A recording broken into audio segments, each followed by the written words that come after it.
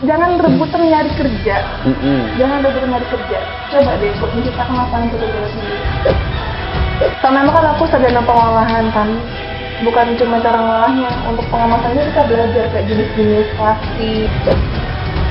Jujur ya, ini kata-kata yang paling aku nggak suka. Jadi emang pengen banget, aduh usaha, aku kerja dulu ngumpulin modal. Ngapain kayak? Karena aku kan bukan orang yang bisa menentang omongan orang lain, walaupun kata tuh jangan cari sendiri. Kenapa sih kok modal? Jadi emang modal itu menurutku itu urutan ke sekian. Yang penting itu niat sama kemauan yang kuat.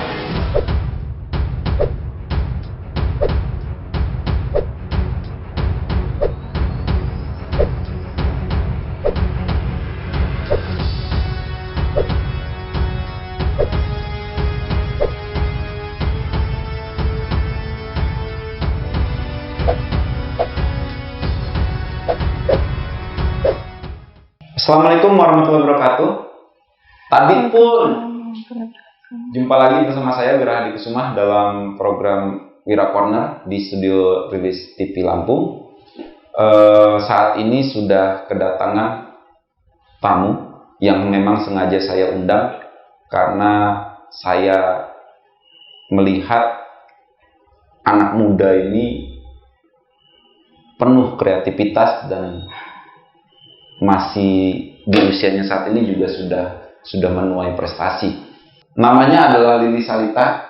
Ya. Selamat datang di studio Rilis TV. Ya, terima kasih. Saya panggilnya Mbak apa Dek? Enaknya apa nih? Mbak aja ya. Ya, Mbak Lili. Karena setahu saya Anda adalah salah satu pemenang juara pertama di Lomba Inovasi Daerah. Ya, Inovasi Daerah. Di Provinsi Lampung tahun 2019. Karena kreativitas Anda dalam mengolah ikan. Dan informasi yang saya dapat, Anda adalah alumni dari Institut Pertanian Bogor, IPB. Yang memang jurusannya juga di bidang perikanan ya, budidaya perikanan ya. Pengolahan perikanan. Pengolahan perikanan. Teknologi hasil perairan. Teknologi nama hasil departemennya. perairan.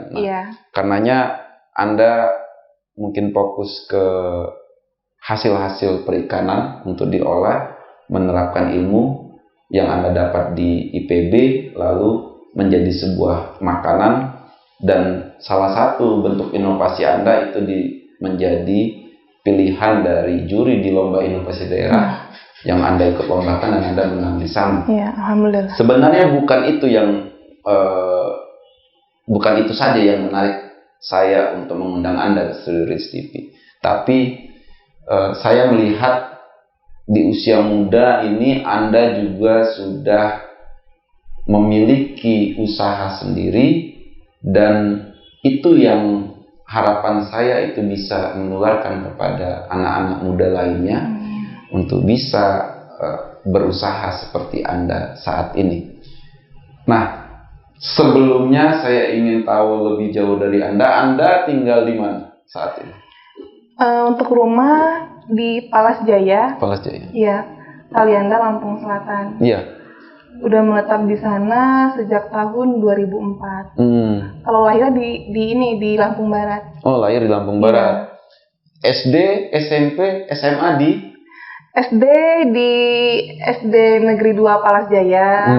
SMP di SMP Negeri 1 Kalianda, SMA di SMA Negeri 1 Kalianda, kuliahnya di IPB. Sekarang IPB namanya bukan Institut Pertanian Bogor lagi. Oh, bukan ya? Tapi apa? IPB University. Oh, IPB University. Iya. Di protes saya sama alumninya ini. Baru juga sih, baru setahun. Apa namanya? IPB University. IPB University. Nah, IPB University. Masuk IPB itu melalui jalur ini apa? Itu undangan. Oh, jalur undangan. Iya, jadi menurutku sih undangan itu bukan hal yang spesial sih. Justru yang spesial itu orang-orang yang melalui ujian langsung, karena itu luar biasa prosesnya. Kalau aku alhamdulillah di sekolah peringkatnya masuk kelas unggulan. Jadi emang diberi kemudahan juga sih. Dan dapat beasiswa juga di IPB. Alhamdulillah lolos beasiswa. Bidik misi. Oh, beasiswa bidik misi. Bidik misi. Tahun berapa Anda masuk IPB? 2014. 2014. Iya. Lulus tahun 2019. 2019. Iya. Tapi Anda memilih tidak menjadi pegawai negeri, malah berusaha dengan tidak pernah mendaftar ke perusahaan-perusahaan. Belum sama sekali. Belum sama sekali. Belum sama sekali karena emang nggak tertarik juga. Nah, itu yang menariknya bagi saya. Anda saat mulai muncul jiwa entrepreneur ini sejak kapan sih? Bisa diceritakan tidak? Sejak kapan ya? Kalau yang sebenarnya kalau hobi jualan tuh dari SD. Oh, dari SD sudah jualan? Dari SD, dari kecil jualan. Banyak sih yang aku jual itu. Jualan balon pernah, jualan ikat rambut segala macam itu pernah pas SD. Sebenarnya kalau pas SD pikiran kita bukan karena kekurangan uang dong, tapi hobi. Terus SMP juga suka jualan, SMA. Sampai puncaknya itu waktu kuliah. Waktu di IPB itu kan kebetulan orang tua sakit. Papa itu sekarang udah sekitar 6 tahun nggak bisa jalan. Oh iya. Jadi uang beasiswa itu emang sering kirim ke rumah. Oh, uang beasiswa malah dikirim ke rumah. Iya. Mulia sekali Anda. Sebenarnya nggak tahu kenapa ya, Nat. Dulu tuh awal jualan itu karena pas awal-awal masuk di IPB itu kan kalau tingkat pertama kan masuknya di asrama. Di asrama selama setahun dan pemasukan emang nggak ada kecuali uang kuliah, uang beasiswa tadi aku kirim ke rumah. Sempat nggak makan, seharian sempat nggak makan, uang sama sekali nggak ada, 1.000 itu nggak ada. Dan kan 1.000 kali uang koin-koin itu nggak ada sama sekali, luar biasa. Di kosan itu ya, di asrama. Di asrama. Sering banget pokoknya nggak makan itu, tapi tiba-tiba kepikiran untuk jualan. Untuk jualan karena emang sebelumnya pernah jualan juga kan. Yeah. Tapi namanya di negeri orang ya, di kampus yang istilahnya kan mahasiswa baru, pemikirannya mungkin belum luas. Yeah. Nah akhirnya aku paksa buat jualan. Jualan risol, donat, lumpia. Dan untungnya itu dulu sehari 10.000 sampai 20.000. Oh, 10.000 sampai 20.000 di iya, tahun itu 2000. Sehari.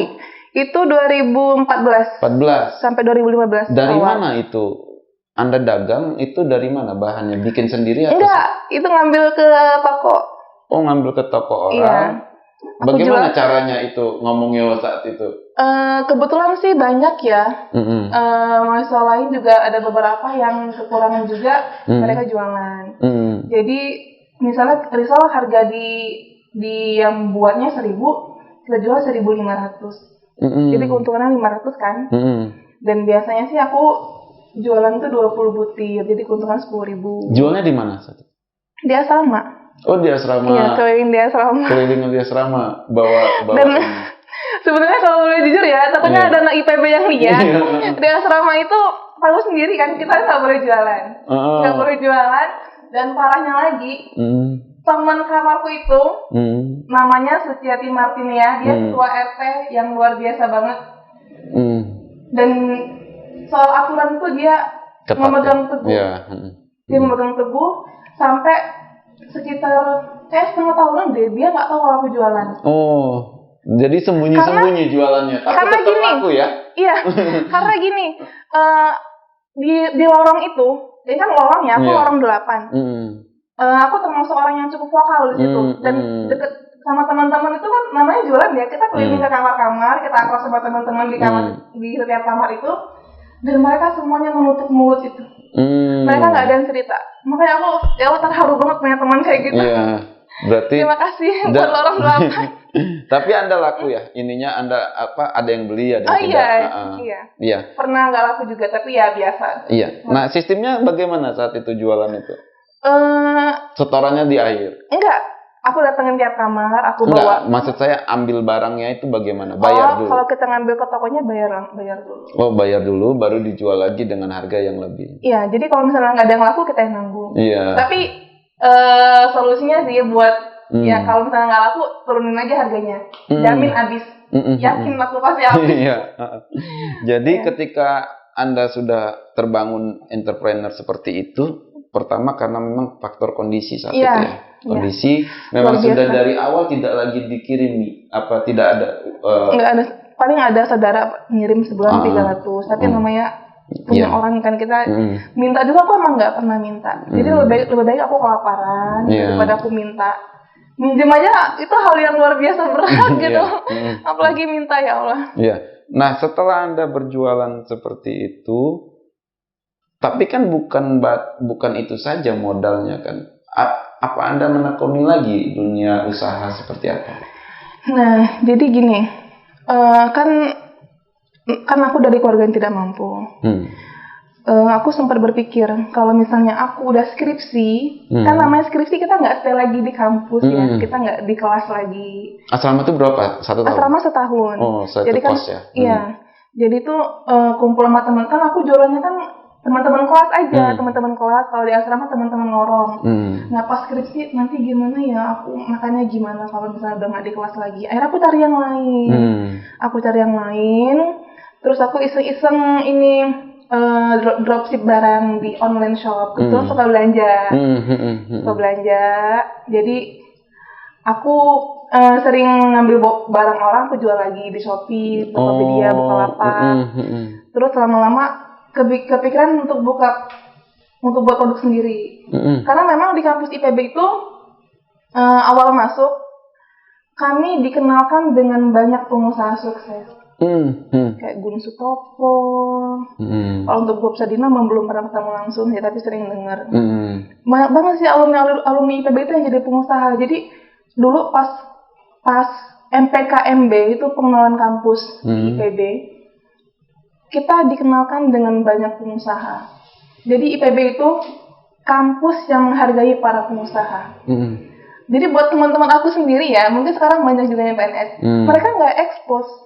PNS atau kerja, mereka tuh jarang banget expose karena dari dosennya aja mereka udah ini menanamkan bahwa jadi pengusaha aja deh, jangan rebutan nyari kerja.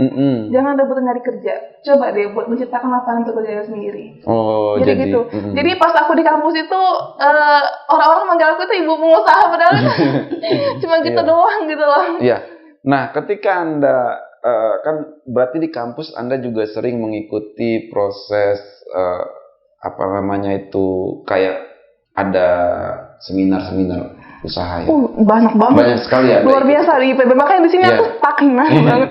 Susah nyari info. Ketika Anda dari wisuda tahun 2019. Itu langsung memutuskan untuk pulang ke rumah. Enggak sih. Saat masih itu sejak skripsi itu aku sering bolak-balik Lampung Bogor. Karena kan aku dapat beasiswa dari Lembaga Anugerah Nasional dari Mandiri Syariah. Ada bantuan dana sebesar 23,6 juta. Dan itu aku renovasi lokasi usaha, dan di rumah kebetulan ada gudang. Direnovasi. Terus di sana fokus untuk produksi. Dan penjualan aku itu jadi di Jabodetabek. Karena memang aku kuliah di sana kan, tahu pasarnya di sana, sering ikut belajar. Aku sering bolak-balik Lampung Bogor.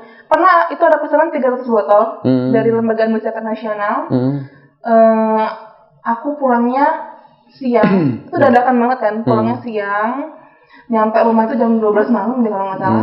Terus bantu ngemas, di rumah juga tuh udah 10 orang yang kerja. 10 orang yang kerja. Aku jadi nelpon di rumah, mah gimana berapa orang? Udah berapa botol, blablabla, pokoknya teleponan terus di rumah, di jalan itu ya.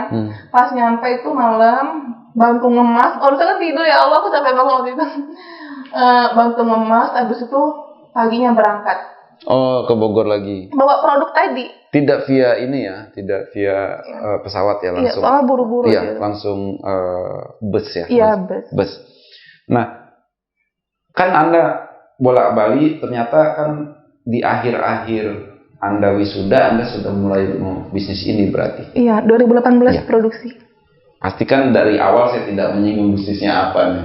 Nah, ini saya tanyakan.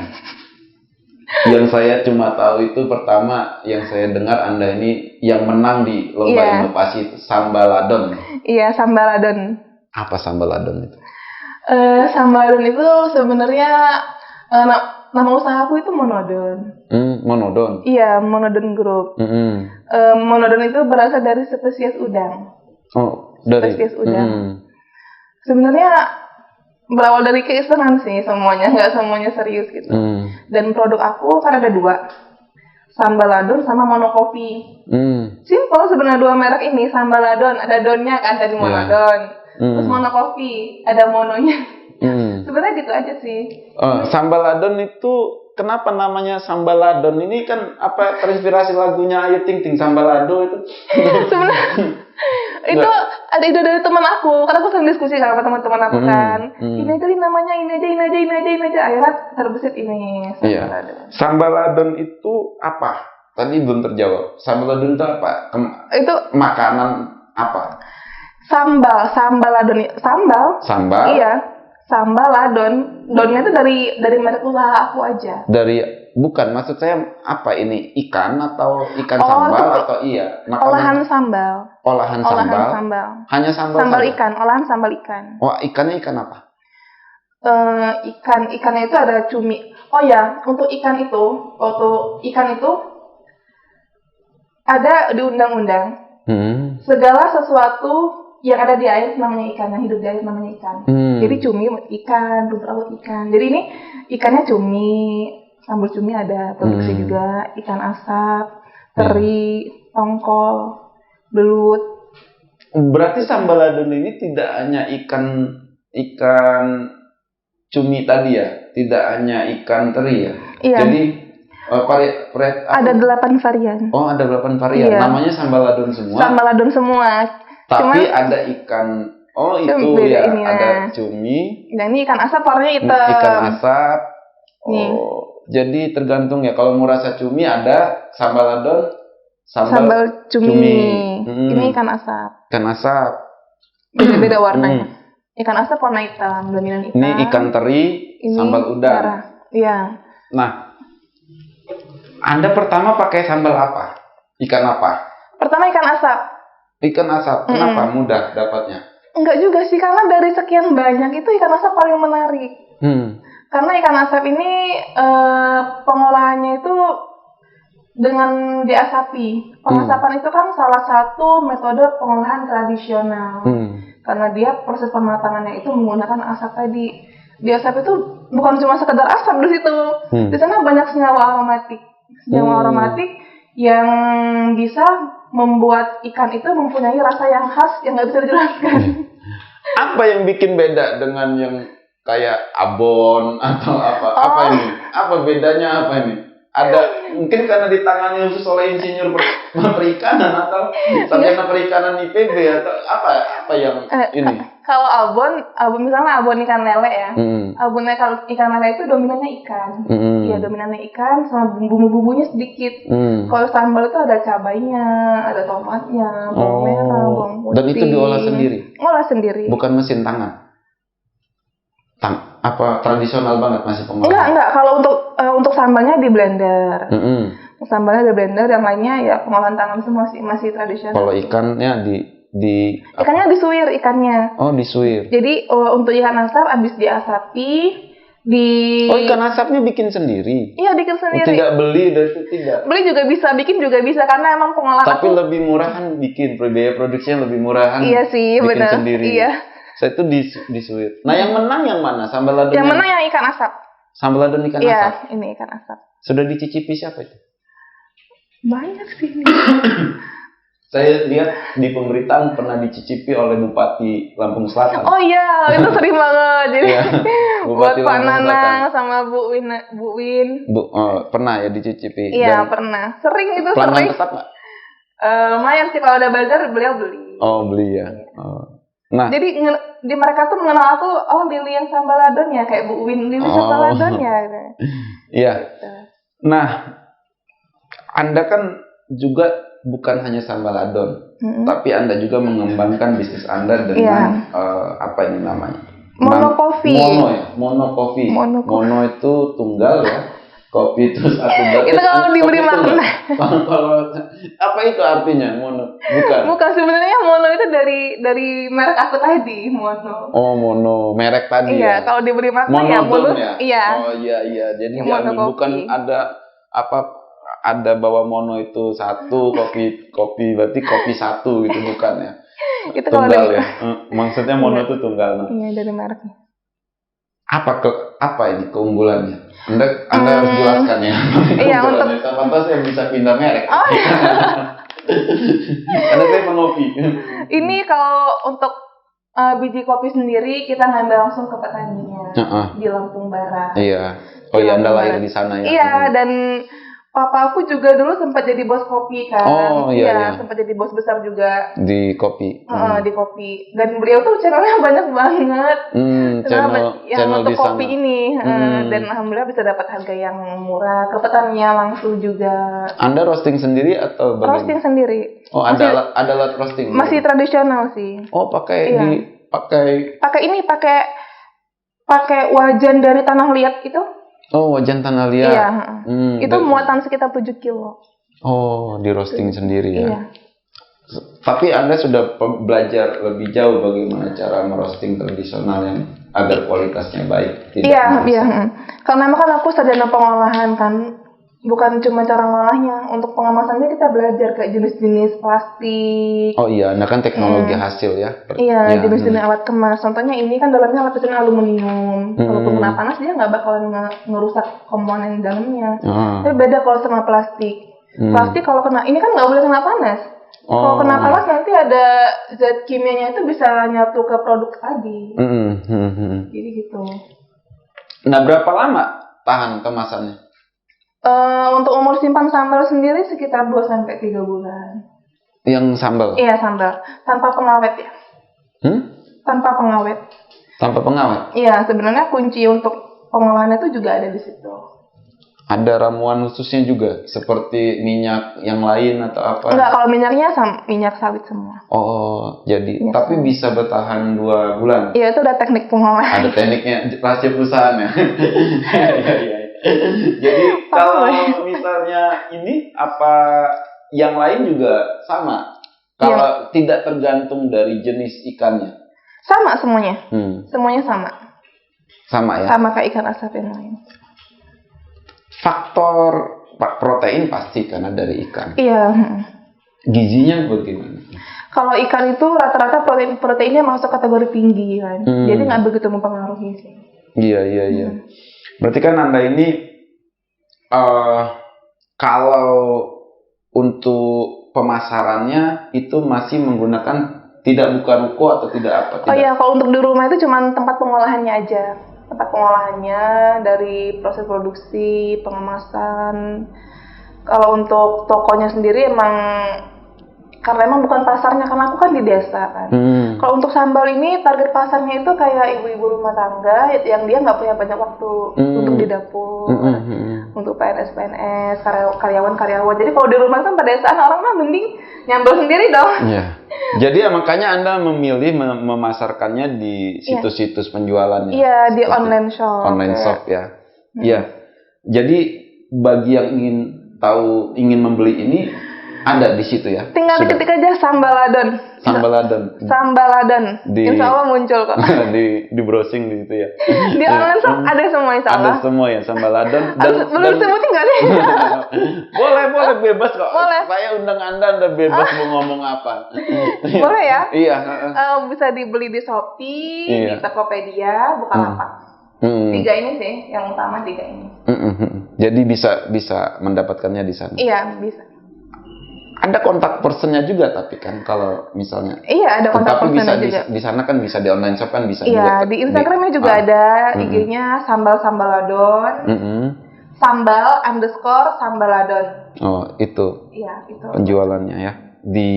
Jadi Anda ini memanfaatkan dunia digital untuk dalam hal penjualan kan. Iya. Nah, ini yang tadi saya bilang uniknya, bukan inovasi, Anda menang inovasi saja. Bukan uniknya, maksud saya seusia Anda ini biasanya kan fresh graduate itu ingin kerja memakai seragam, jadi PNS tapi Anda beda. Anda memilih menjadi pengusaha gitu kan. Jadi pengusaha dan Anda juga kembali coba membangkitkan usaha Anda ini lebih maju lagi. Karena ini sudah dirintis dari kuliah kan tadi. Iya, dari akhir kuliah. skripsi.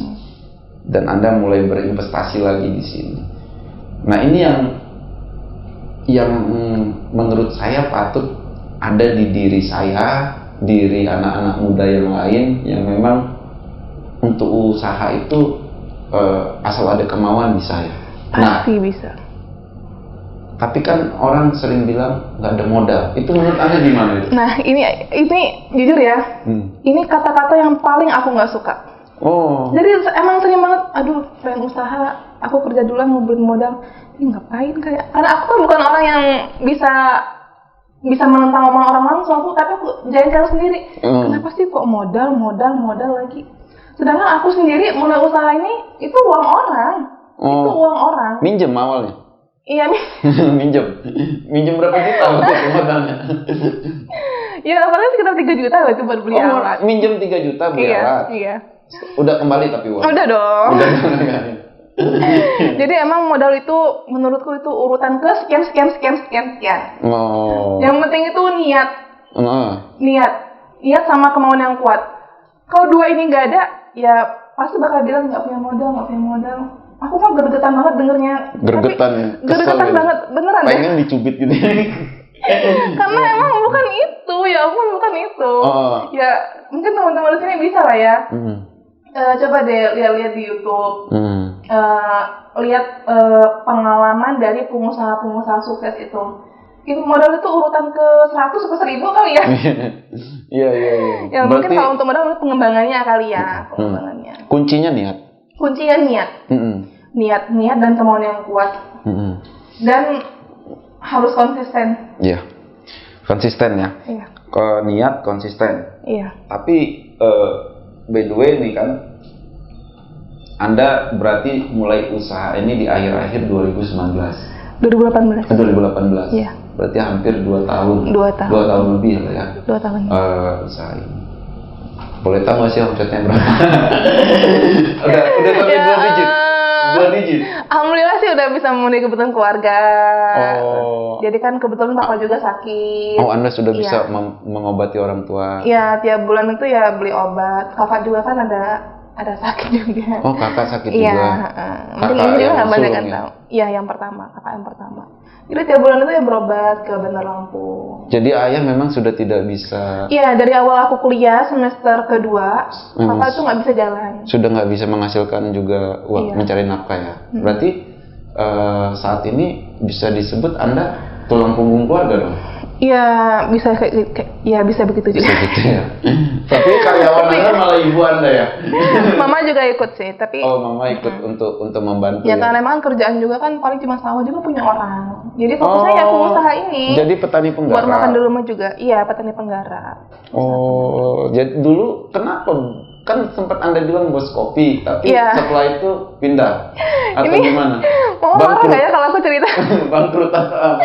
Nggak gitu, sebenarnya Mama cerita dulu ya. Iya.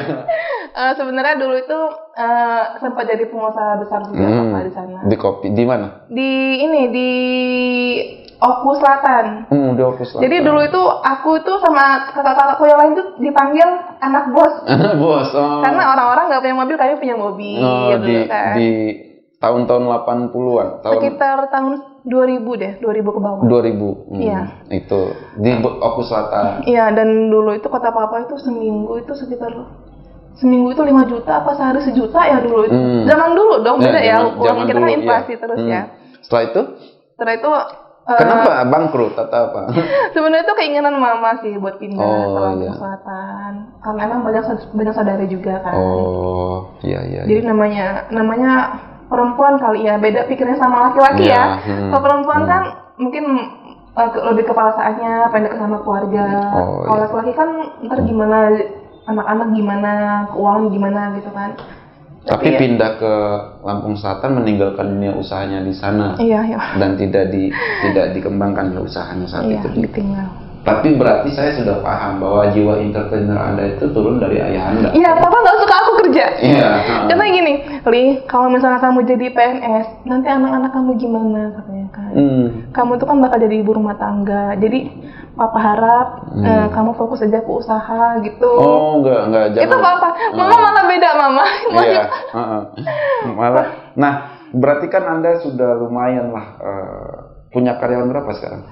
Untuk karyawan sih tergantung produksi ya. Oh, jadi Iya. Anda sistem part time lah ya? Iya, pernah sampai 10 orang pernah. Pernah, ya. ya. 2 orang pernah, 3 orang. Dan 4 siap orang, untuk 5 orang. dibayar ketika memang mengemas itu langsung. Iya. Yang penting kalau ada pesanan sih bisa sih. Dalam Kan dari satu tetangga-tetangga bulan juga. bisa hampir berapa nih? Sebulan itu ini di luar COVID ya, bisa 400 botol. Oh, di luar COVID? Iya, kalau sekarang COVID paling sedikit setengahnya kali ya. Oh, ada pengaruhnya ya COVID? Ya, luar biasa COVID. Luar biasa. Jadi aku kan jualan online kan di Shopee ya. Jadi untuk contohnya di Shopee ini, kalau misalnya Shopee lagi promo besar-besaran, wow itu order bisa membludak hari itu. Tapi sekarang Shopee itu malah sering promo tapi ya yang beli ya segitu-gitu ya meningkat sedikit gitu. Nah, Itu ada nggak nantinya apa investor atau maksud saya ada nggak investor yang sudah menawari Anda untuk mengembangkan ini? Pernah, itu tahun 2019 awal. Oh, sudah ada yang investor Iya, sudah ada dari IPB. Oh, dari pengusaha apa akademisi atau? Akademisi sih. Akademisi, ya. dosen Dia ya? juga punya usaha juga. Oh, punya Beliau usaha juga. punya usaha. Dan waktu itu sekitar 200 juta dia pengen beli. Oh, dia investasi. Iya, dia pengen ya. Dalam bentuk saham dia punya saham dalam gitu bentuk ya. saham. Tapi namanya aku masih pemula juga kan, belum banyak tahu. Takutnya kedepannya juga menyesal juga. Oh. Jadi aku tunda dulu belajar. Tunda dulu ya. Jadi sudah ada sebenarnya investor Udah yang ada, melirik ya. udah ada. Hanya Anda juga karena belum paham dunia ini ya, apa maksudnya belum memperdalam ininya ya, apa aturan-aturan dalam. Iya, belum begitu paham. Takutnya dalam ada perusahaan sesuatu. ya. Nah, saya yang nantinya saya juga akan coba lebih jauh menanyakan tentang tips berusaha dari Anda.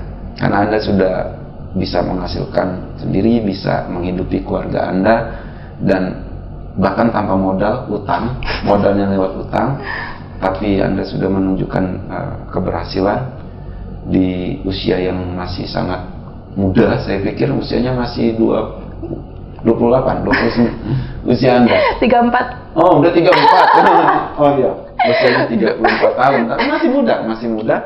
24. Iya. Hah? 24. Oh, usianya 24 iya, tahun? Iya, 24. Tuh kan, dibohongi saya. Usianya 24 tahun, 24. sudah punya usaha, sudah berpenghasilan 2 digitan, udah menghidupi keluarga. Nah, itu kan mimpi dari semua anak muda, udah punya usaha, tidak mengandalkan pekerjaan. Nah, saya ingin menanyakan tipsnya awal mulai usaha. Siapakah pengusaha yang idola Anda sehingga menginspirasi Anda untuk menjadi pengusaha wanita, dan apa impian Anda ke depan? Tapi sebelum menjawab itu, kita rehat sejenak.